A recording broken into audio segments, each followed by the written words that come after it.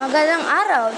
Sa pagpasok ng tag-ulan, marami sa atin na naging alert ng mga posibleng epekto nito tulad ng pagbaha at landslide.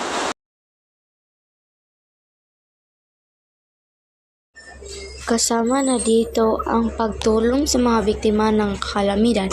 Lahat tayo ay may papel sa pagtulong upang maging ligtas ang bawat isa. At hindi lang yan. Diyan, ang tag-ulan ay may epekto rin sa kalusugan. Maraming sakit ang kumakalat dahil sa maruming tubig, tulad ng leptospirosis. Kaya't lagi tayong maging handa at alerto, mga kababayan. Magandang paghahanda ay nakasalalay sa kaligtasan ng lahat.